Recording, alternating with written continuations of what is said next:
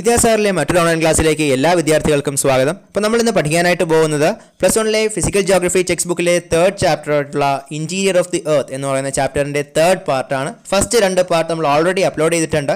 അതിൽ നമ്മൾ പറഞ്ഞു വെച്ചിരിക്കുന്നത് എർത്ത് കേക്സിനെ നമ്മൾ മെഷർ ചെയ്യുന്നതിന് യൂസ് ചെയ്യുന്ന സ്കെയിൽസ്, അതായത് റിക്ടർ സ്കെയിലും മെർക്കാലി സ്കെയിലും വരെയാണ് നമ്മളതിൽ പഠിച്ചത്. നമ്മളിന്ന് പഠിക്കാനായിട്ട് പോകുന്നത് ഇഫക്ട്സ് ഓഫ് എർത്ത് കേക്ക് മുതലുള്ള പോർഷൻസ് ആണ്. അപ്പോൾ നമുക്ക് ആദ്യം നോക്കാം ഇഫക്ട്സ് ഓഫ് എർത്ത് കേക്ക്, അതായത് ഭൂമികുലുക്കം കൊണ്ട് സംഭവിക്കാൻ സാധ്യതയുള്ള കാര്യങ്ങൾ എന്തൊക്കെയാണ് എന്നുള്ളതാണ് നമ്മൾ ഈ ഒരു സെക്ഷനിൽ നോക്കാനായിട്ട് പോകുന്നത്. അത് പ്രധാനമായിട്ട് നമ്മൾ നോക്കുമ്പോൾ പോയിന്റ് വൈസ് ആണ്. അതിൽ ഫസ്റ്റ് പോയിന്റ് എന്ന് പറയുന്നത് ഗ്രൗണ്ട് ഷേക്കിംഗ്. അപ്പോൾ എർത്ത് കേക്ക് സംഭവിക്കുമ്പോൾ പോസിബിളായിട്ട് അവിടെ സംഭവിക്കാൻ സാധ്യതയുള്ള ഒന്നാണ് ഗ്രൗണ്ട് ഷേക്കിംഗ്. അതായത് ആ ഭാഗം സംഭവിക്കുന്ന ഭാഗം അല്ലെങ്കിൽ അതിൻ്റെ സമീപ പ്രദേശങ്ങളിൽ എന്ത് ചെയ്യാൻ സംഭവിക്കും, അവിടെ ഷേക്കിംഗ് ഉണ്ടാകുന്നതിനുള്ള സാധ്യതകളുണ്ട്. അടുത്ത ഒരു ഇഫക്റ്റാണ് ഡിഫറൻഷ്യൽ ഗ്രൗണ്ട് സെറ്റിൽമെൻറ്റ്. അതായത് അവിടെ ആ ഗ്രൗണ്ടിലുള്ള സെറ്റിൽമെൻറ്റ്സ് എന്തെങ്കിലും ഉണ്ടെങ്കിൽ, താമസ സ്ഥലങ്ങൾ എന്തെങ്കിലും ഉണ്ടെങ്കിൽ അത് ഡിഫറൻഷ്യേറ്റ് ചെയ്ത് പോകുന്നതിനുള്ള സാധ്യതയും ഉണ്ട്. അതായത് ഷേക്കിങ്ങിലൂടെ അവ നശിച്ചു പോകുന്നതിനുള്ള സാധ്യത ഉണ്ട്. അതാണ് അതിൻ്റെ സെക്കൻഡ് ഇഫക്റ്റ് എന്ന് പറയുന്നത്. തേർഡ് ഇഫക്റ്റ് എന്ന് പറയുന്നത് land and mud slides. Land slide, ഉരുൾപൊട്ടൽ പോലെയുള്ള മറ്റ് ചെയിൻ റിയാക്ഷൻ ടൈപ്പായിട്ടുള്ള നാച്ചുറൽ ഹസാഡ്സിനും എന്ത് വഴിവെക്കും, നമ്മുടെ ഈ എർത്ത് കേക്ക് വഴിവെക്കും. അപ്പോൾ ലാൻഡ് ആൻഡ് മഡ് സ്ലൈഡും എന്തിൻ്റെ ഒരു ഇഫക്റ്റാണ്, എർത്ത് കേക്കിൻ്റെ ഒരു ഇഫക്റ്റാണ്. നമ്മളിപ്പോൾ ഓൾറെഡി പറഞ്ഞ 3 ഇഫക്ട്സ് ആണ്. ഒന്ന് ഗ്രൗണ്ട് ഷേക്കിംഗ് പറഞ്ഞു, അതുപോലെ തന്നെ ഡിഫറൻഷ്യൽ ഗ്രൗണ്ട് സെറ്റിൽമെൻറ്റ്സിനെ പറ്റി പറഞ്ഞു, അതുപോലെ ലാൻഡ് ആൻഡ് മഡ് സ്ലൈഡ്സിനെ പറ്റിയും പറഞ്ഞു. ഇനി നമുക്ക് അടുത്ത് നോക്കാനുള്ള ഇഫക്റ്റാണ് സോയിൽ ലിക്വിഫാക്ഷൻ. അപ്പോൾ സോയിൽ ലിക്വിഫാക്ഷൻ എന്ന് പറയുന്നത് ഈ ഭൂമികുലുക്കം നടക്കുന്ന സ്ഥലത്തെ പ്രദേശങ്ങളിലെ മണ്ണ് എന്ത് പറ്റുന്നു, അത് കൂടുതലായിട്ടും ഊഷ്ണമായി പോകാതിരിക്കുന്നതിനുള്ള സാധ്യതകൾ ഉണ്ട്. അതായത് അവിടെ കൂടുതലും ബാഷ്പമായി തീരുന്നതിനുള്ള ആ ജലാംശം, ആ ഭൂമിയിലെ ജലാംശം വർദ്ധിക്കാനുള്ള ഒരു സാധ്യത എന്തിനുണ്ട്, ഈ ലിക്വിഫാക്ഷൻ, സോയിൽ ലിക്വിഫാക്ഷനും എർത്ത് കേക്കിൻ്റെ ഒരു ഇഫക്റ്റാണ്. അതുപോലെ തന്നെ അവിടെ ഗ്രൗണ്ട് ലേർച്ചിങ്, അത് നമ്മളീ പറഞ്ഞ ഗ്രൗണ്ട് ഷേക്കിംഗ് പോലെ തന്നെയാണ് ഗ്രൗണ്ട് ലേർച്ചിങ് എന്ന് പറയുന്നത്. അതുപോലെ അടുത്ത ഒരു ഇഫക്റ്റാണ് അവലാഞ്ചസ്. അവലാഞ്ചസ് എന്ന് പറയുന്നത് ഒരു ജിയോ ഫോം ആണ്. നമ്മളിനി വരുന്ന ചാപ്റ്റേഴ്സിൽ പഠിക്കും. അപ്പോൾ അത് ഫോം ചെയ്യുന്നതിനും എന്ത് കാരണമാവുന്നുണ്ട്, നമ്മുടെ ഈ ഒരു എർത്ത് കേക്ക് എന്ന് പറയുന്നത് കാരണമായി തീരുന്നുണ്ട്. അതുപോലെ അടുത്ത ഒരു ഇഫക്റ്റാണ് ഗ്രൗണ്ട് ഡിസ്പ്ലേസ്മെൻറ്റ്. അതായത് പ്രദേശങ്ങൾ ഡിസ്പ്ലേസ് ചെയ്ത് പോകുന്നതിനും എന്ത് കാരണമാകുന്നു, എർത്ത് കേക്ക് കാരണമാകുന്നു. പിന്നെ ഈ എർത്ത് കേക്ക് കൊണ്ട് നമുക്ക് മറ്റൊരു ഇഫക്റ്റ് എന്ന് പറയുന്നത് ഫ്ലഡിൻ്റെ ഫോർമേഷനാണ്. നമ്മൾ നേരത്തെ പറഞ്ഞ ആ ഒരു ലാൻഡ് സ്ലൈഡ് പോലെ തന്നെ ഫ്ലഡ് ഉണ്ടാകുന്നതിനും എർത്ത് കേക്ക്സ് എന്ത് ചെയ്യാം, കാരണമായി തീരാറുണ്ട്. അതുപോലെ ഫയേഴ്സ്, നമ്മുടെ വോൾക്കാനിക് എറപ്ഷനൊക്കെ നമ്മൾ നേരത്തെ പറഞ്ഞ പോലെ തന്നെ ഫയേഴ്സ് ഉണ്ടാകുന്നതിനുള്ള റീസൺ ഉണ്ട്. അതുപോലെ സ്ട്രക്ചറൽ കൊളാപ്സ്, നേരത്തെ നമ്മൾ ഗ്രൗണ്ട് ലെർച്ചിങ് പറഞ്ഞ പോലെ തന്നെയാണ്. സ്ട്രക്ചേഴ്സ്, അതായത് ബിൽഡിങ്സ്, സ്ട്രക്ചേഴ്സ് ഇതെല്ലാം എന്ത് ചെയ്യുന്നതിനുള്ള തകർന്നു പോകുന്നതിന് നമ്മുടെ നേരത്തെ ഡിഫറൻഷ്യൽ ഗ്രൗണ്ട് സെറ്റിൽമെൻറ്റ് പറഞ്ഞ പോലെയാണ് ഈ സ്ട്രക്ചറൽ കൊളാപ്സ് എന്ന് പറയുന്ന ഒരു ഇഫക്റ്റും വരുന്നത്. പിന്നെ സുനാമി, നമുക്കറിയാം ഭൂമിയുടെ കടലിൻ്റെ അടിത്തട്ടിൽ ഉണ്ടാകുന്ന ഇതുപോലുള്ള എർത്ത് കേക്ക്സ് ആണ് എന്തിലേക്ക് നയിക്കുന്നത്, ജയൻറ്റ് വേവ്സ് ആയിട്ട് വന്ന് സുനാമി ഫോം ചെയ്യുന്നത്. അപ്പോൾ അതും എർത്ത് കേക്കിൻ്റെ ഒരു ഇഫക്റ്റാണെന്ന് നമുക്ക് പറയുവാനായിട്ട് സാധിക്കും. അപ്പോൾ ഏതൊക്കെയാണ് ഇഫക്ട്സ് ഓഫ് എർത്ത് കേക്ക് എന്ന് പറയുന്നത്, ഒന്ന് ഗ്രൗണ്ട് ഷേക്കിംഗ് ഉണ്ട്, ഡിഫറൻഷ്യൽ ഗ്രൗണ്ട് സെറ്റിൽമെൻറ്റ്സ് ഉണ്ട്, ലാൻഡ് ആൻഡ് മഡ് സ്ലൈഡ്സ് ഉണ്ട്, സോയിൽ ലിക്വിഫാക്ഷൻ ഉണ്ട്, ഗ്രൗണ്ട് ലേർച്ചിങ് ഉണ്ട്, അവലാഞ്ചസ് ഉണ്ട്, ഗ്രൗണ്ട് ഡിസ്പ്ലേസ്മെൻ്റ് ഉണ്ട്, ഫ്ലഡ്സ് ഉണ്ട്, ഫയേഴ്സ് ഉണ്ട്, സ്ട്രക്ചറൽ കൊളാപ്സ് ഉണ്ട്. അതുപോലെ തന്നെ സുനാമിയുടെ ഫോർമേഷനും എന്തിൻ്റെ ഇഫക്റ്റായിട്ട് നമുക്ക് കാണുവാൻ സാധിക്കും, എർത്ത് കേക്കിൻ്റെ ഇഫക്റ്റായിട്ട് നമുക്ക് കാണുവാനായിട്ട് സാധിക്കും. അപ്പോൾ നമുക്കിനി അടുത്ത് നോക്കാനുള്ളത് സ്ട്രക്ചർ ഓഫ് എർത്ത് ആണ്. നമ്മൾ കഴിഞ്ഞ ദിവസം എന്തിൻ്റെ സ്ട്രക്ചറിനെ പറ്റി പഠിച്ചായിരുന്നു, കഴിഞ്ഞ ദിവസം നമ്മൾ പഠിച്ചത് എർത്ത് കേക്കിൻ്റെ സ്ട്രക്ചർ ആയിരുന്നു. അപ്പോഴാണ് നമ്മളവിടെ എന്തിനെയൊക്കെ പറ്റി പറഞ്ഞത്, ഫോക്കസിനെയും എപ്പി സെൻറ്ററിനെ പറ്റിയും നമ്മൾ പറഞ്ഞത്. അപ്പോൾ നമ്മളിന്ന് പഠിക്കാനായിട്ട് പോകുന്ന എന്തിൻ്റെ സ്ട്രക്ചറാണ്, എർത്തിൻ്റെ സ്ട്രക്ചറാണ്. എർത്തിൻ്റെ സ്ട്രക്ചർ പ്രധാനമായിട്ടും 3 എണ്ണം ഉണ്ട്. ഏതൊക്കെയാണ്, ക്രസ്റ്റ് ഉണ്ട്, മാൻഡിലുണ്ട്, അതുപോലെ തന്നെ കോറുണ്ട്. ഏതൊക്കെയാണ്, ക്രസ്റ്റ്, മാൻഡിൽ, കോർ. ഇതാണ് എന്ന് പറയുന്നത് എർത്തിൻ്റെ സ്ട്രക്ചർ എന്ന് പറയുന്നത്. ഇനി നമുക്ക് ഈ ഓരോ പോർഷനെ പറ്റിയും നോക്കാം. First one, crest. ക്രസ്റ്റ് എന്ന് പറയുന്നത് എന്താണ്, ക്രസ്റ്റ് എന്ന് പറയുന്നത് outer most solid part of the earth ആണെന്ന് പറയുന്നത് ക്രസ്റ്റ് എന്ന് പറയുന്നത്. അപ്പോൾ എന്താണ് ക്രസ്റ്റ്, ക്രസ്റ്റ് എന്ന് പറയുന്നത് outer most solid part of the earth ആണ് എന്ന് പറയുന്നത് ക്രസ്റ്റ് എന്ന് പറയുന്നത്. ക്രസ്റ്റ് പ്രധാനമായിട്ടും 2 ടൈപ്പ് ഉണ്ട്. ഏതൊക്കെയാണത്, ഒന്ന് ഓഷ്യാനിക് ക്രസ്റ്റ് ഉണ്ട്, മറ്റൊന്ന് കോണ്ടിനെന്റൽ ക്രസ്റ്റ് ഉണ്ട്. അപ്പോൾ ക്രസ്റ്റ് എന്ന് പറയുന്നത് എന്താണ്, crust is the outermost solid part of the earth. എർത്തിലെ ഔട്ടർ മോസ്റ്റ് ആയിട്ടുള്ള സോളിഡ് പാർട്ടാണ് ക്രസ്റ്റ് എന്ന് പറയുന്നത്. ക്രസ്റ്റ് 2 ടൈപ്പ് ഉണ്ട്, ഒന്ന് ഓഷ്യാനിക് ക്രസ്റ്റ് ഉണ്ട്, മറ്റൊന്ന് കോണ്ടിനെന്റൽ ക്രസ്റ്റ് ഉണ്ട്. അതിൽ ഓഷ്യാനിക് ക്രസ്റ്റിനെ നമ്മൾ സിമ എന്നും പറയാറുണ്ട്. അതിനെ സിമ എന്ന് വിളിക്കാനുള്ള കാരണമെന്ന് പറയുന്നത് അത് നിർമ്മിച്ചിരിക്കുന്നത് സിലിക്കണും അതുപോലെ മഗ്നീഷ്യവും കൊണ്ടാണ്. അപ്പോൾ ഓഷ്യാനിക് ക്രസ്റ്റിനെ നമ്മൾ സിമ എന്ന് വിളിക്കാനുള്ള കാരണം എന്താണ്? അത് ഉണ്ടാക്കിയിരിക്കുന്നത് എന്തൊക്കെ കൊണ്ടാണ്? സിലിക്കണും അതുപോലെ തന്നെ മഗ്നീഷ്യവും കൊണ്ടാണ്. അതുകൊണ്ടാണ് നമ്മൾ ഓഷ്യാനിക് ക്രസ്റ്റിനെ എന്തെന്ന് വിളിക്കുന്നത്? സിമ എന്ന് വിളിക്കുന്നത്. അതുപോലെ തന്നെ നമ്മുടെ കോണ്ടിനെൻ്റൽ ക്രസ്റ്റിനെ നമ്മൾ സിയാൽ എന്ന് വിളിക്കുന്നുണ്ട്. നമ്മൾ ആദ്യം പറഞ്ഞു ഓഷ്യാനിക് ക്രസ്റ്റിനെ നമ്മൾ സിമ എന്ന് വിളിക്കുമെന്ന് പറഞ്ഞു. അതുപോലെ നമ്മുടെ കോണ്ടിനെൻ്റൽ ക്രസ്റ്റിനെ നമ്മൾ വിളിക്കുന്ന പേരെന്താണ്? സിയാൽ. സിയാൽ. നമ്മൾ നേരത്തെ സിമ എന്ന് പറഞ്ഞപ്പോൾ സി എന്തിനെ സൂചിപ്പിച്ചു? സി എന്ന് പറയുന്നത് സിലിക്കേറ്റിനെ സൂചിപ്പിച്ചു. അപ്പോൾ നമ്മുടെ ഈ സിയാലിൽ ആ സി എന്ന് പറയുന്നത് എന്തിനായിരിക്കും സൂചിപ്പിക്കുക? നമ്മൾ പറയുന്ന അതേ സിലിക്കേറ്റിനെ തന്നെയായിരിക്കും സൂചിപ്പിക്കുന്നത്. അപ്പോൾ ഓഷ്യാനിക് ക്രസ്റ്റ് എന്തൊക്കെ കൊണ്ടാണ് നിർമ്മിച്ചിരിക്കുന്നത്? സിലിക്കേറ്റ്സും മഗ്നീഷ്യവും കൊണ്ടാണ് എന്ത് നിർമ്മിച്ചിരിക്കുന്നത്? ഓഷ്യാനിക് ക്രസ്റ്റ് നിർമ്മിച്ചിരിക്കുന്നത്. അതുകൊണ്ടാണ് നമ്മൾ അതിനെ എന്തെന്ന് പറയുന്നത്? സിമ എന്ന് പറയുന്നത്. കോണ്ടിനെൻ്റൽ ക്രസ്റ്റിനെ നമ്മൾ എന്തെന്ന് പറയുന്നു? സിയാൽ എന്ന് പറയുന്നു. അത് നമ്മൾ എന്തൊക്കെ കൊണ്ടാണ് നിർമ്മിച്ചിരിക്കുന്നത്? സിലിക്കേറ്റ്സും അതുപോലെ തന്നെ അലൂമിനിയവും കൊണ്ടാണ് നിർമ്മിച്ചിരിക്കുന്നത്. മറ്റിടത്ത് സിലിക്കേറ്റ്സും മഗ്നീഷ്യവും സിമ. ഏതിൽ? ഓഷ്യാനിക് ക്രസ്റ്റിൽ. ഇവിടെ നമ്മൾ പറയുന്നു കോണ്ടിനെൻ്റൽ ക്രസ്റ്റ് അതിലെന്തുകൊണ്ടാണ് നിർമ്മിച്ചിരിക്കുന്നത്? സിലിക്കേറ്റും അതുപോലെ തന്നെ അലൂമിനിയവും. അതുകൊണ്ട് തന്നെ എന്തെന്ന് വിളിക്കുന്നു? സിയാൽ എന്ന് വിളിക്കുന്നു. അപ്പോൾ ഓഷ്യാനിക് ക്രസ്റ്റ് എന്ന് പറയുന്നത് കോണ്ടിനെൻ്റൽ ക്രസ്റ്റിനേക്കാൾ വളരെ തിന്നറായിട്ടുള്ളതാണ്, അതായത് നൈസറായിട്ടുള്ളതാണ് എന്ന് പറയുന്നത് ഓഷ്യാനിക് ക്രസ്റ്റ് എന്ന് പറയുന്നത്. അല്പം കൂടി ഹാർഡറായിട്ടുള്ളത് ഏതായിരിക്കും അപ്പോൾ? അല്ലെങ്കിൽ തിക്കായിട്ടുള്ളത് ഏതായിരിക്കും? കോണ്ടിനെൻ്റൽ ക്രസ്റ്റ് ആയിരിക്കും. ഓഷ്യാനിക് ക്രസ്റ്റ് എന്ന് പറയുന്നത് കോണ്ടിനെൻ്റൽ ക്രസ്റ്റിനേക്കാൾ തിന്നറായിട്ടുള്ളതാണ്. അതുപോലെ തന്നെ നമ്മുടെ ഈ ക്രസ്റ്റ് എന്ന് പറയുന്ന ഈ ഒരു പാർട്ട് ഓഫ് എർത്തിൻ്റെ ആവറേജ് ഡെൻസിറ്റി എന്ന് പറയുന്നത് 2.7 to 3 gram per centimeter cube ആണ്. അപ്പോൾ എത്രയാണ് ഇതിൻ്റെ ആവറേജ് ഡെൻസിറ്റി എന്ന് പറയുന്നത്? 2.7 to 3 gram per centimeter cube ആണ് ഏതിൻ്റെ ആവറേജ് ഡെൻസിറ്റി? നമ്മുടെ ഈ ക്രസ്റ്റിൻ്റെ ആവറേജ് ഡെൻസിറ്റി. ഇപ്പോൾ നമ്മുടെ സ്ട്രക്ചർ ഓഫ് എർത്തിലെ ഫസ്റ്റ് പാർട്ട് ഏതാണ്? ക്രസ്റ്റാണ്. അത് ഔട്ടർ മോസ്റ്റ് പോർഷനാണ് എർത്തിൻ്റെ എന്ന് പറഞ്ഞു. അതുപോലെ തന്നെ 2 ടൈപ്പ് ഉണ്ട് crust: oceanic crust, continental crust. Oceanic crust sima, continental crust sial. അതുപോലെ ആവറേജ് ഡെൻസിറ്റി എത്രയാണ്? 2.7 to 3 gram per centimeter cube. ഇനി നമ്മൾ പഠിക്കുന്ന എർത്തിൻ്റെ സ്ട്രക്ചേഴ്സിൽ സെക്കൻഡ് ആയിട്ടുള്ള സ്ട്രക്ചറാണ് മാൻഡിൽ. അപ്പോൾ എന്താണ് മാൻഡിലിനെ പറ്റി നമുക്ക് പറയാനുള്ളത് നോക്കാം. Layer beneath the crest. ഇപ്പോൾ മാൻഡിൽ എന്ന് പറയുന്നത് എന്താണ്? നമ്മുടെ ക്രസ്റ്റ് പോർഷൻ കഴിഞ്ഞ് അടുത്ത വരുന്ന ഉള്ളിലേക്കുള്ള പോർഷനാണ് മാൻഡിൽ എന്ന് പറയുന്നത്. അതുപോലെ തന്നെ നമ്മുടെ ക്രസ്റ്റും മാൻഡിലും തമ്മിലുള്ള ആ ബൗണ്ടറി റീജിയനെ നമ്മൾ പറയുന്ന പേരാണ് മൊഹറോവിച്ച് ഡിസ്കണ്ടിന്യൂവിറ്റി. അപ്പോൾ നമ്മൾ പറയുന്ന പേരെന്താണ്? മൊഹറോവിച്ച് ഡിസ്കണ്ടിന്യൂവിറ്റി. വൺ വേർഡിന് ചോദിക്കാൻ സാധ്യതയുള്ള ക്വസ്റ്റ്യൻ ആണ്.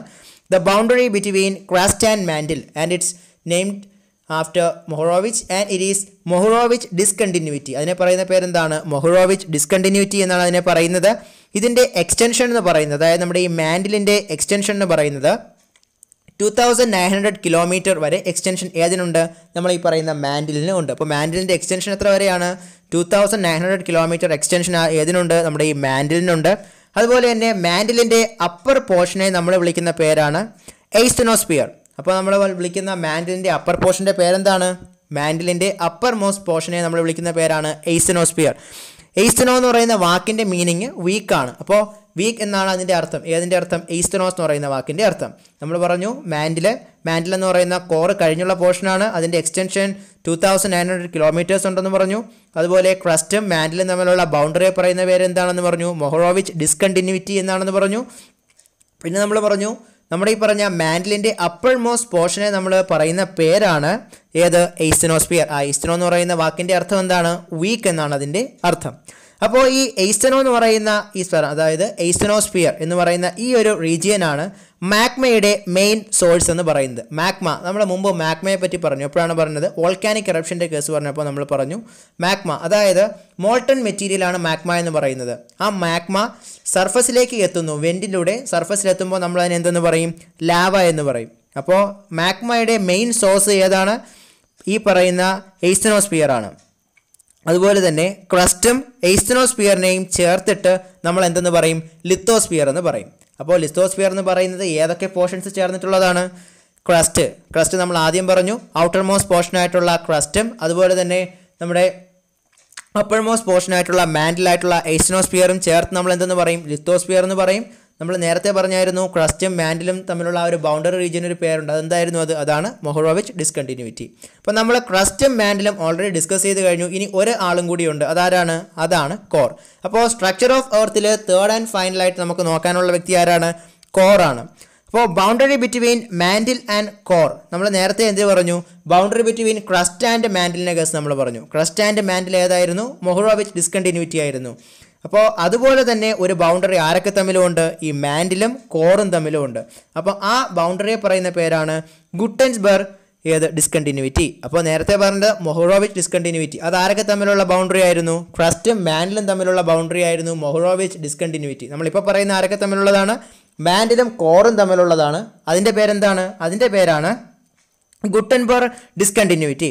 അപ്പോൾ ഔട്ടർ കോർ ഉണ്ട്, അതുപോലെ തന്നെ ഇന്നർ കോറും ഉണ്ട്. അപ്പോൾ നമ്മൾ നേരത്തെ എന്തിനെ പറ്റി പറഞ്ഞു? ക്രസ്റ്റ് പറഞ്ഞപ്പോൾ നമ്മൾ ഓഷ്യാനിക് ക്രസ്റ്റും ഉണ്ട്, അതുപോലെ തന്നെ കോണ്ടിനെന്റൽ ക്രസ്റ്റും ഉണ്ടെന്ന് പറഞ്ഞ പോലെ കോറിൽ രണ്ട് പോർഷൻ ഉണ്ട്. ഒന്ന് ഔട്ടർ കോർ ഉണ്ട്, മറ്റൊന്ന് ഇന്നർ കോർ ഉണ്ട്. ഔട്ടർ കോർ എന്ന് പറയുന്നത് ലിക്വിഡ് സ്റ്റേറ്റ് ആണെങ്കിൽ ഇന്നർ കോർ എന്ന് പറയുന്നത് എന്താണ്? സോളിഡ് സ്റ്റേറ്റ് ആണ്. ലിക്വിഡ് എന്ന് പറയുമ്പോൾ ദ്രവരൂപം, സോളിഡ് എന്ന് പറയുമ്പോൾ ഖരരൂപം. അപ്പോൾ നമ്മുടെ ഔട്ടർ കോർ എന്ന് പറയുന്നത് എങ്ങനെയായിരിക്കും? ഔട്ടർ കോർ എന്ന് പറയുന്നത് ലിക്വിഡ് സ്റ്റേറ്റ് ആയിരിക്കും. അപ്പോൾ നമ്മുടെ ഇന്നർ കോറോ അത് വളരെ സോളിഡ് സ്റ്റേറ്റ് ആയിരിക്കും. അപ്പോൾ density of layer that varies from 5 to 13 gram per centimeter cube. നമ്മൾ നേരത്തെ ക്രസ്റ്റിൻ്റെ കേസ് പറഞ്ഞപ്പോൾ അവിടുത്തെ ആവറേജ് ഡെൻസിറ്റി എത്രയാണെന്ന് പറഞ്ഞു? 2.7 to 3 grams ആണെന്നാണ് നമ്മൾ അവിടെ പറഞ്ഞത്. ഏതിൽ? ക്രസ്റ്റിൻ്റെ ഡെൻസിറ്റി, ആവറേജ് ഡെൻസിറ്റിയെ പറ്റി നമ്മൾ പറഞ്ഞത്. അപ്പോൾ നമ്മുടെ ഈ കോറിലുള്ള ഡെൻസിറ്റി എന്ന് പറയുന്നത് എത്ര മുതൽ എത്ര വരെ ആകാം? ഡെൻസിറ്റി വേരി ചെയ്യുന്നുണ്ട്.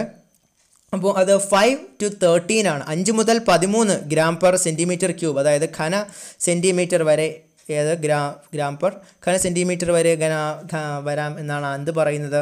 നമ്മുടെ ഈ ഒരു കോറിലുള്ള ഡെൻസിറ്റി എന്ന് പറയുന്നത്. ആ ഡെൻസിറ്റി എവിടം വരെ റേഞ്ച് ചെയ്യാം?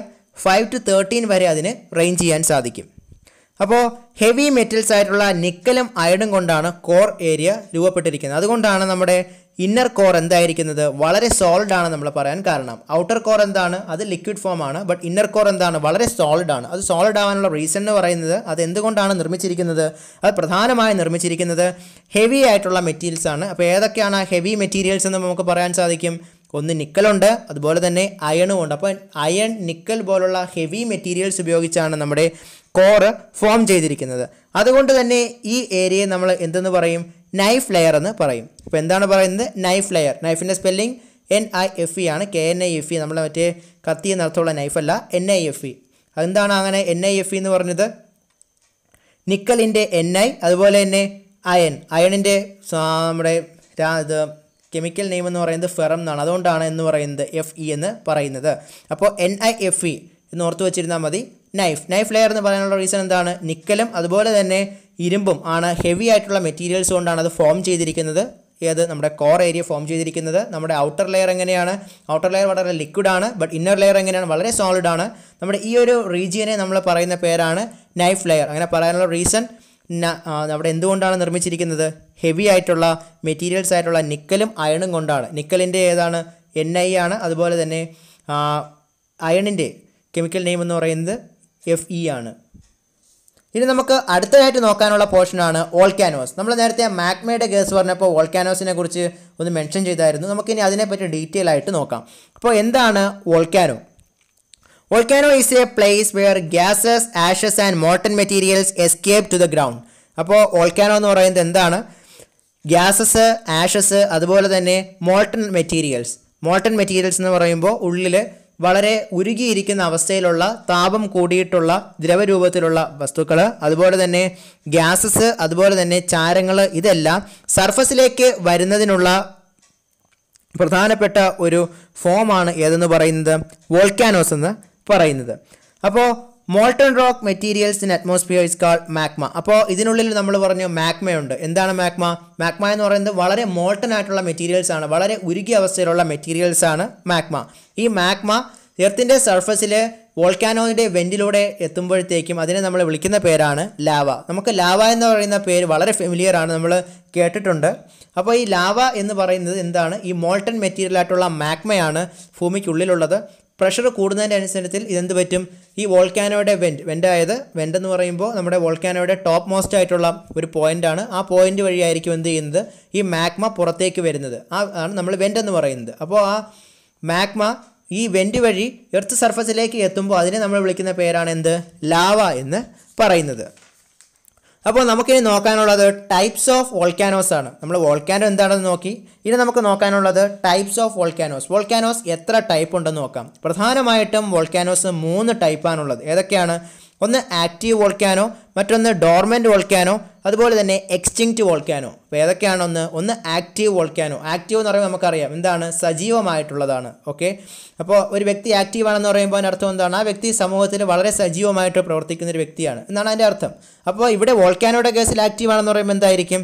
അത് പൊട്ടിത്തെറിക്കുന്നതിന് സാധ്യത ഏറെയാണെന്നാണ് അതിൻ്റെ അർത്ഥം. അപ്പോൾ ആക്റ്റീവ് വോൾക്കാനോ എന്ന് പറയുന്നത് it's A volcano that has had in at least 1 eruption during past 10,000 years. അതായത് കഴിഞ്ഞ 10,000 വർഷത്തിനിടയിൽ ഒരിക്കലെങ്കിലും അത് പൊട്ടിത്തെറിച്ചിട്ടുണ്ടെങ്കിൽ, അല്ലെങ്കിൽ അതിൽ നിന്നും മാഗ്മ പുറത്തു വന്നിട്ടുണ്ടെങ്കിൽ അതിനെ നമ്മൾ എന്തെന്ന് പറയും? ആക്റ്റീവായിട്ടുള്ള ഒരു വോൾക്കാനോ ആണെന്ന് നമ്മൾ പറയും. അപ്പോൾ ആക്റ്റീവ് വോൾക്കാനോ ആണെന്ന് പറയുന്നത് എപ്പോഴാണ്? ഒരു വോൾക്കാനോ 10,000 വർഷത്തിൽ ഒരിക്കലെങ്കിലും അതിൽ നിന്ന് മാഗ്മ പുറത്തു വന്നിട്ടുണ്ടെങ്കിൽ നമ്മൾ അതിന് എന്തെന്ന് പറയും? അതൊരു ആക്റ്റീവായിട്ടുള്ള വോൾക്കാനോ ആണെന്ന് നമ്മൾ പറയും. അപ്പോൾ രണ്ടാമത്തെ കാറ്റഗറി എന്താണ്? രണ്ടാമത്തേതാണ് ഡോർമെൻറ്റ് വോൾക്കാനോ. അപ്പോൾ ഒന്ന് ആക്റ്റീവ്, അത് കഴിഞ്ഞ് അടുത്തത് ഡോർമെൻറ്റ് വോൾക്കാനോ. ഡോർമെൻറ്റ് വോൾക്കാനോ ആകുമ്പോഴേക്കും അത് എക്സ്പ്ലോഡ് ചെയ്തിട്ടില്ല, പക്ഷേ അതിൽ നിന്നും ഇറപ്ഷൻ ഉണ്ടാകുന്നതിനുള്ള ചാൻസസ് വളരെ ഹൈ ആണ്. അപ്പോൾ എന്താണ്? പണ്ട് എപ്പോഴോ അതിൽ എന്ത് ചെയ്തിട്ടുണ്ട്? അത് ഇറപ്റ്റ് ചെയ്തിട്ടുണ്ട്. മുമ്പ് ഒരു ആക്റ്റീവായിട്ടുള്ള ഒരു വോൾക്കാനോ ആയിരുന്നു, പക്ഷേ ഇപ്പോൾ അത് അത്ര പ്രോപ്പറായിട്ടൊന്നും അതിൽ നിന്നും ഇറപ്ഷൻ നടക്കുന്നില്ല. പക്ഷേ വീണ്ടും ഇറപ്ഷൻ നടക്കുന്നതിന് ചാൻസസ് ഉണ്ട്. അതാണ് ഏതെന്ന് പറയുന്നത്? ഡോർമെൻറ്റ് വോൾക്കാനോ എന്ന് പറയുന്നത്. നമ്മൾ ആദ്യം പറഞ്ഞ ആക്റ്റീവ് വോൾക്കാനോ എന്തായിരുന്നു? 10,000 ഇയേഴ്സിൽ അറ്റ്ലീസ്റ്റ് വൺസ് എങ്കിലും അത് ഇറപ്റ്റ് ചെയ്യുകയാണെങ്കിൽ, ആ വോൾക്കാനോ ഇറപ്റ്റ് ചെയ്താൽ അതിനെ നമുക്ക് എന്തെന്ന് വിളിക്കാം? അതൊരു ആക്റ്റീവ് വോൾക്കാനോ ആണെന്ന് പറയാം. പക്ഷേ നമ്മുടെ ഈ പറഞ്ഞ ഡോർമെൻറ്റ് വോൾക്കാനോയിൽ എന്താണ്? അത് മുമ്പ് എപ്പോഴോ ആക്റ്റീവ് ആയിരുന്നു, പക്ഷേ ഇപ്പോൾ അതിൽ നിന്ന് നമുക്ക് ഇറപ്ഷൻ ഒന്നും റിപ്പോർട്ട് ചെയ്യപ്പെടുന്നില്ല. പക്ഷേ വീണ്ടും ഇറപ്ഷൻ നടക്കുന്നതിനുള്ള ചാൻസസ് വളരെ ഹൈ ആണ്. അതായത് അത് ഡേഞ്ചർ ഏരിയയാണ്, പക്ഷേ നമുക്ക് അറ്റ് പ്രസൻറ്റ് അതിൽ നിന്നും ഡേഞ്ചർ ഒന്നും ഇല്ല, പക്ഷേ അത് വീണ്ടും ഉണ്ടാകുന്നതിനുള്ള ചാൻസസ് ഉണ്ട്. അതുകൊണ്ടാണ് നമ്മളതിനെ എന്തെന്ന് പറയുന്നത്? ഡോർമെൻറ്റ് വോൾക്കാനോ എന്ന് പറയുന്നത്. ഇനി തേർഡ് കാറ്റഗറി എന്താണ്? Extinct volcano. ഒരു ജീവി എക്സ്റ്റിങ്ക്റ്റ് ആയിപ്പോയി എന്ന് പറഞ്ഞാൽ എന്താണ്? അത് വംശമറ്റ് പോയി എന്നാണ് അതിൻ്റെ അർത്ഥം. അപ്പോൾ എക്സ്റ്റിങ്ക്റ്റ് വോൾക്കാനോ എന്ന് പറയുമ്പോൾ എന്താണ്? അത് നശിച്ചു പോയ ഒരു വോൾക്കാനോയാണ്. അതായത് ഒരു വോൾക്കാനോയിൽ നിന്ന് 10,000 വർഷത്തിൽ ഒരിക്കൽ പോലും എന്ത് സംഭവിച്ചിട്ടില്ല എങ്കിൽ, വോൾക്കാനിക് ഇറപ്ഷൻ നടന്നിട്ടില്ല എങ്കിൽ നമ്മളതിനെ എന്തെന്ന് പറയും?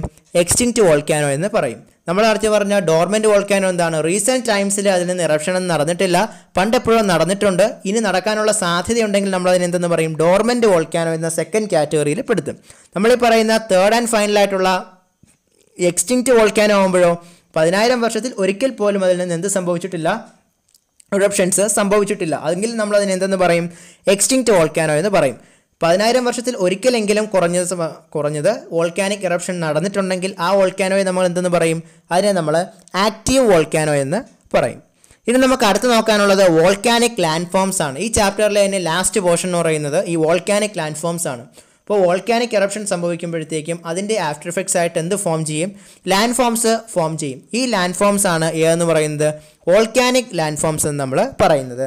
ഈ വോൾക്കാനിക് ലാൻഡ് ഫോംസിനെ പ്രധാനമായിട്ട് 2 കാറ്റഗറി ഉണ്ട്. ഈ 2 കാറ്റഗറിക്ക് പിന്നെ സബ് കാറ്റഗറീസ് ഉണ്ട്. അപ്പോൾ ആ മെയിനായിട്ടുള്ള 2 കാറ്റഗറീസ് ആണ്, ഒന്ന് എക്സ്ട്രൂസീവ് ലാൻഡ് ഫോംസും മറ്റൊന്ന് ഇൻട്രൂസീവ് ലാൻഡ് ഫോംസും. പേര് സൂചിപ്പിക്കുന്ന പോലെ തന്നെ എക്സ്ട്രൂസീവ് എന്നാകുമ്പോൾ അത് എർത്ത് സർഫസിൽ തന്നെ കാണപ്പെടുന്ന ലാൻഡ് ഫോംസ് ആയിരിക്കും. ഏതെന്ന് പറയുന്നത്? എക്സ്ട്രൂസീവ്, എക്സ്റ്റേണൽ എന്ന് പറയുന്ന പോലെ തന്നെയാണ് എക്സ്ട്രൂസീവ് ലാൻഡ് ഫോംസ്. കാരണം അത് എവിടെ കാണപ്പെടും?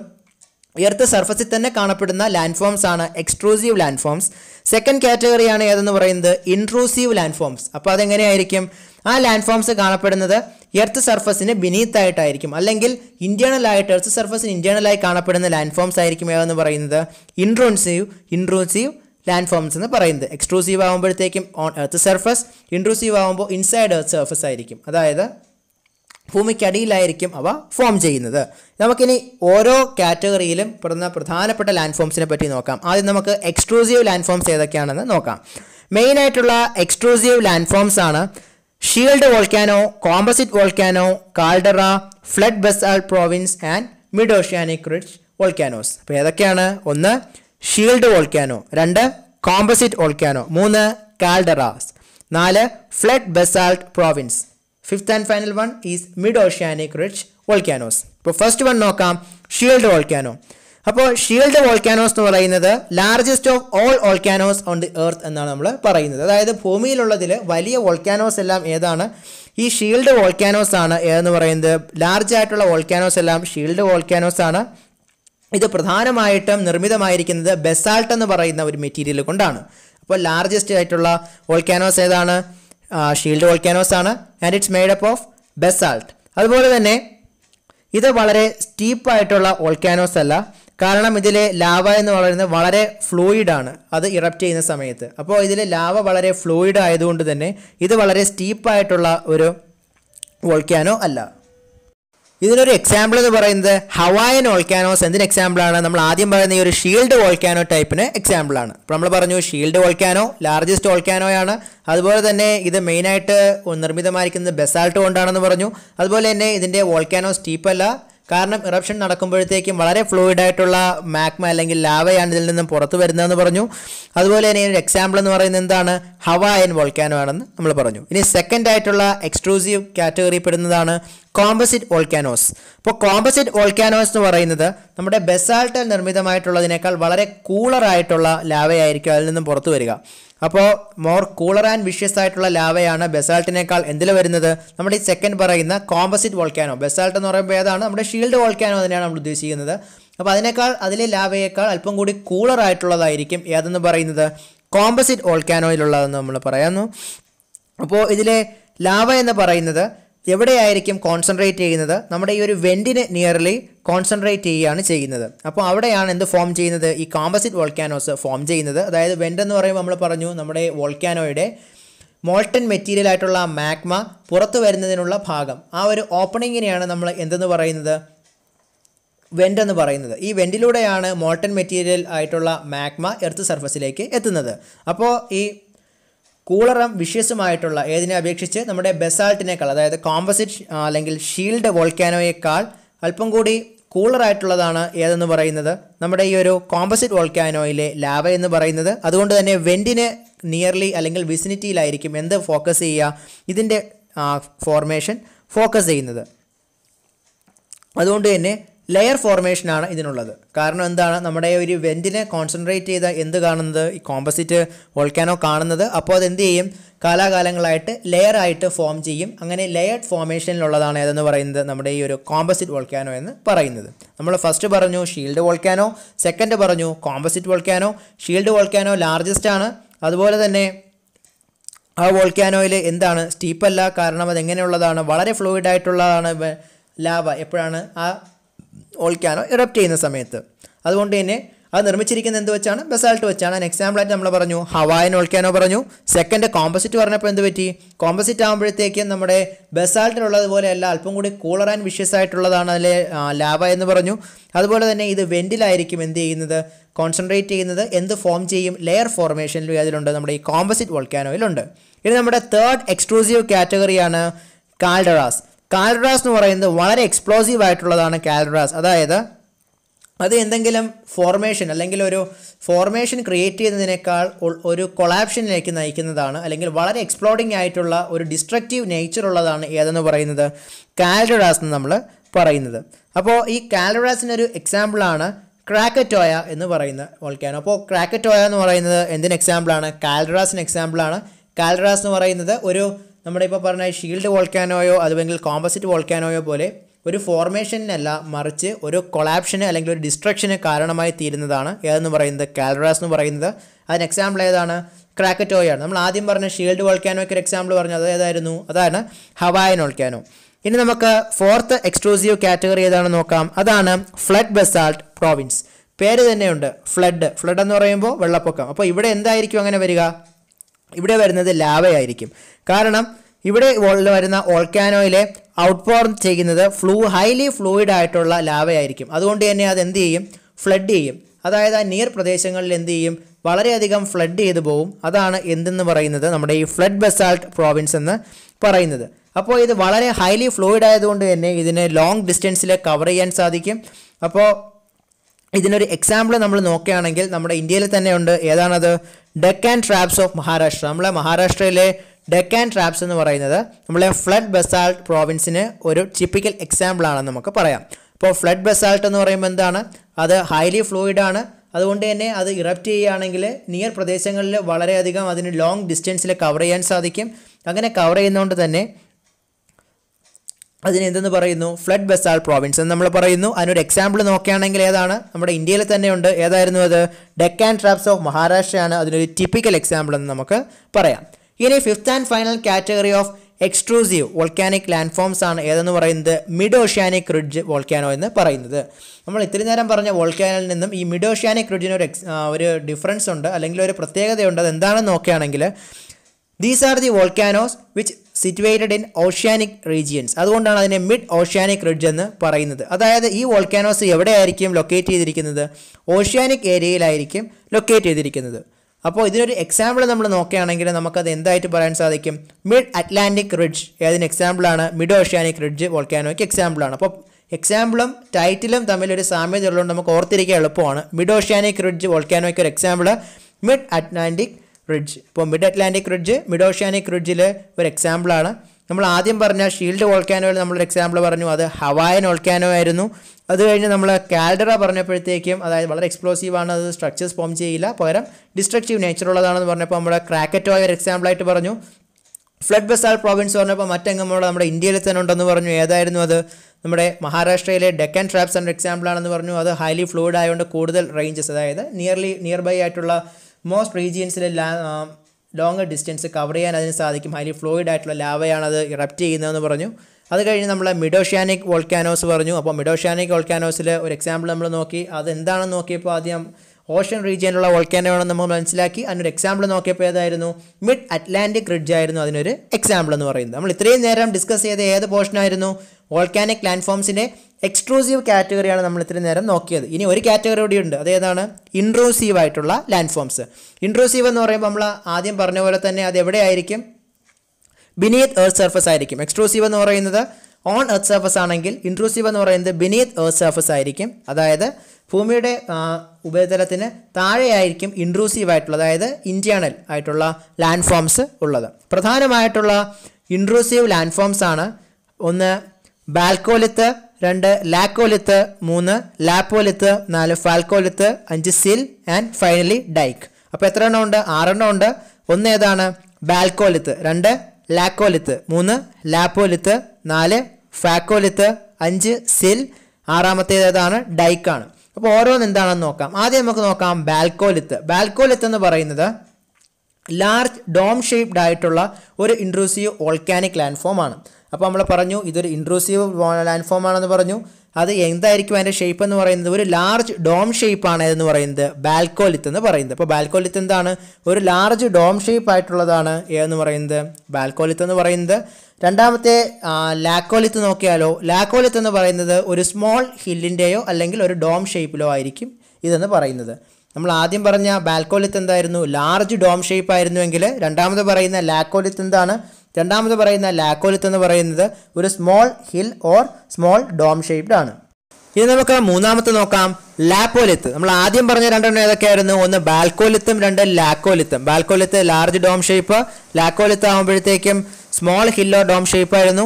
ലാപ്പോലിത്ത് എന്ന് പറയുന്ന ഈ മൂന്നാമത്തെ ഇൻട്രൂസീവ് ലാൻഡ് ഫോം എന്ന് പറയുന്നത് എന്ത് ഷേപ്പാണെന്ന് നോക്കിയാൽ അതൊരു സോസർ ഷേപ്പാണ്. സോസർ എന്ന് പറയുമ്പോൾ എന്താണ്? നമ്മുടെ കപ്പ് ആൻഡ് സോസർ. അപ്പോൾ ആ സോസറിൻ്റെ ഷേപ്പ് ആയിരിക്കും ഏതെന്ന് പറയുന്നത് ലാപ്പോലിത്ത് എന്ന് പറയുന്നത്. അപ്പോൾ നമ്മൾ ആദ്യം പറഞ്ഞു ബാൽക്കോലിത്ത്, രണ്ടാമത് പറഞ്ഞു ലാക്കോലിത്ത്, മൂന്നാമത് പറയുന്നു ലാപ്പോലിത്ത്. ലാപ്പോലിത്തിൻ്റെ ഷേപ്പ് എന്താണ്? ലാപ്പോലിത്ത് എന്ന് പറയുന്നത് സോസർ ഷേപ്ഡ് ആയിട്ടുള്ള ഒരു ഇൻട്രൂസീവ് ലാൻഡ് ഫോം ആണ് എന്ന് പറയുന്നത് ലാപ്പോലിത്ത് എന്ന് പറയുന്നത്. നമ്മുടെ രണ്ടാമത് പറഞ്ഞ ലാക്കോലിത്തോ അതൊരു small hill or dome shaped ആയിരുന്നു. ബാൽക്കോലിത്ത് എന്ന് പറയുന്നത് എന്താണ്? ലാർജ് ഡോം ഷേപ്പാണ്. ഡോം ഷേപ്പ് എന്ന് പറയുമ്പോഴത്തേക്കും ഒരു താഴികക്കുടത്തിൻ്റെ ഷേപ്പാണ് എന്ന് പറയുന്നത് ഡോം എന്ന് പറയുന്നത്. നമ്മൾ ക്ഷേത്രത്തിൻ്റെയൊക്കെ മുകളിൽ കണ്ടിട്ടുള്ള ആ ഒരു താഴികക്കുടം എന്ന് പറയുന്ന ആ ഒരു കോൺസെപ്റ്റ് ഉണ്ടല്ലോ, ആ ഷേപ്പാണ് നമ്മൾ ഡോം എന്ന് പറയുന്നത്. അപ്പോൾ ബാൽക്കോലിത്ത് എന്ന് പറയുന്നത് ഒരു ലാർജ് ഡോം ഷേപ്പാണ്. നമ്മുടെ ലാക്കോലിത്ത് എന്ന് പറയുന്നത് എന്താണ്? ഒരു സ്മോൾ ഹില്ലോ ഡോമാണ്. ലാപ്പോലിത്ത് ഒരു സോസർ ഷേപ്പാണ്. ഇനി നാലാമത്തെ ഫാക്കോലിത്ത് ആകുമ്പോൾ ഒരു വേവ് ഷേപ്പായിട്ടുള്ളതാണ് എന്ന് പറയുന്നത് ഫാക്കോലിത്ത് എന്ന് പറയുന്നത്. അപ്പോൾ നാലാമത്തെ ഫാക്കോലിത്ത് എന്താണ്? ഒരു വേവ് ഷേപ്പാണ്. അഞ്ചാമത്തെ സില്ലെന്ന് പറയുന്നത് ഒരു ഹൊറിസോണ്ടൽ ബോഡിയാണ്. ഇപ്പോൾ സില്ല് എന്താണ്? ഒരു ഹൊറിസോണ്ടൽ ബോഡിയാണ് സില്ലെന്ന് പറയുന്നത്. ഇനി ആറാമത്തെ ഡൈക്ക് എന്ന് പറയുന്നത് ഒരു വെർട്ടിക്കൽ വോൾ ലൈക്ക് സ്ട്രക്ചറാണ്. അപ്പോൾ നമുക്ക് ഒന്നുകൂടെ പറയാം. ആദ്യം പറഞ്ഞു ബാൽക്കോലിത്ത്, അതൊരു ലാർജ് ഡോം ഷേപ്പായിരുന്നു. രണ്ടാമത് പറഞ്ഞു ലാക്കോലിത്ത്, അതൊരു സ്മോൾ ഹില്ലോ ഡോം ഷേപ്പായിരുന്നു. മൂന്നാമത് പറഞ്ഞു ലാപ്പോലിത്ത്, അതൊരു സോസർ ഷേപ്പാണെന്ന് പറഞ്ഞു. നാലാമത് പറഞ്ഞു ഫാക്കോലിത്ത്, അതെന്തായിരുന്നു, അതൊരു വേവ് സ്ട്രക്ചർ ആണെന്ന് പറഞ്ഞു. പിന്നെ നമ്മൾ അഞ്ചാമത് പറഞ്ഞു സില്ലിൻ്റെ കേസ് പറഞ്ഞു, അതൊരു ഹൊറിസോണ്ടൽ ബോഡിയാണെന്ന് പറഞ്ഞു. അത് കഴിഞ്ഞ് നമ്മൾ ലാസ്റ്റ് ആറാമത്തത് പറഞ്ഞു ഡൈക്ക്, അതെന്താണ്, ഒരു വെർട്ടിക്കൽ വോളാണ്. പറഞ്ഞ 6 പ്രധാനപ്പെട്ട എന്ത് ഫോംസ് എന്ന് നമുക്ക് പറയാനായിട്ട് പറ്റും, ഇൻട്രൂസീവ് ഫോംസ് എന്ന് നമുക്ക് പറയാനായിട്ട് പറ്റും. അപ്പോൾ നമ്മൾ ഇന്നത്തെ ഈ ക്ലാസ്സിൽ എന്തൊക്കെയാണ് നമ്മൾ പഠിച്ചത്, നമ്മൾ പ്രധാനമായിട്ട് നോക്കിയത് എന്തൊക്കെയാണ് നമ്മുടെ ഈ എർത്ത് കേക്ക് സംഭവിക്കുമ്പോഴുള്ള ഇഫക്ട്സ് എന്ന് നോക്കി. അതിൽ നമ്മൾ പറഞ്ഞ പോയിൻറ്റ്സ് നമ്മൾ പോയിൻ്റ് ഔട്ട് ചെയ്തു. അത് കഴിഞ്ഞതിന് ശേഷം നമ്മൾ സ്ട്രക്ചറിനെ പറ്റി നോക്കി, അതിൽ കോറ് അതുപോലെ തന്നെ മാൻഡിലിനെ പറ്റി നമ്മൾ നോക്കി. അതോടൊപ്പം തന്നെ നമ്മളതിലെ ക്രസ്റ്റിനെ നോക്കി, അത് ഓരോന്നും എന്താണെന്ന് നോക്കി, അതിൻ്റെ ക്യാരക്ടേഴ്സ് നമ്മൾ നോക്കി. അതിന് ശേഷം നമ്മൾ വോൾക്കാനോസിനെ പറ്റി പഠിച്ചു. വോൾക്കാനോസിനെ പറ്റി പറഞ്ഞപ്പോൾ ടൈപ്സ് ഓഫ് വോൾക്കാനോ പറഞ്ഞു. അതിന് ശേഷം നമ്മൾ ഈ ലാസ്റ്റ് പറഞ്ഞ വോൾക്കാനിക് ലാൻഡ് ഫോംസ് നോക്കി. അതിന് രണ്ടായിട്ട് നമ്മൾ തിരിച്ചു, ഏതൊക്കെയായിരുന്നു, എക്സ്ട്രൂസീവും അതുപോലെ തന്നെ ഇൻട്രൂസീവുമായിരുന്നു അതെന്ന് പറയുന്നത്. അപ്പോൾ ഇന്ന് നമ്മൾ ഈ പഠിച്ച ഇൻറ്റീരിയർ ഓഫ് ദി എർത്ത് എന്ന് പറയുന്ന ചാപ്റ്ററിൻ്റെ 3rd പാർട്ടിൽ നിങ്ങൾക്ക് എന്തെങ്കിലും സംശയങ്ങളുണ്ടെങ്കിൽ ദയവായിട്ട് അത് ആ ഒരു കമൻറ്റ് സെക്ഷനിൽ കമൻറ്റായിട്ട് രേഖപ്പെടുത്തുക. അതോടൊപ്പം തന്നെ നമ്മുടെ വിദ്യാസാഗറിലെ കൂടുതൽ ഓൺലൈൻ ക്ലാസ്സുകൾ ലഭ്യമാവുന്നതിന് വേണ്ടിയിട്ട് വിദ്യാസാഗറിൻ്റെ ചാനലൊന്ന് സബ്സ്ക്രൈബ് ചെയ്യുക. അതോടൊപ്പം തന്നെ ആ ബെല്ലൈക്കൺ കൂടി ഒന്ന് എനേബിൾ ചെയ്യാനായിട്ട് ശ്രമിക്കുക.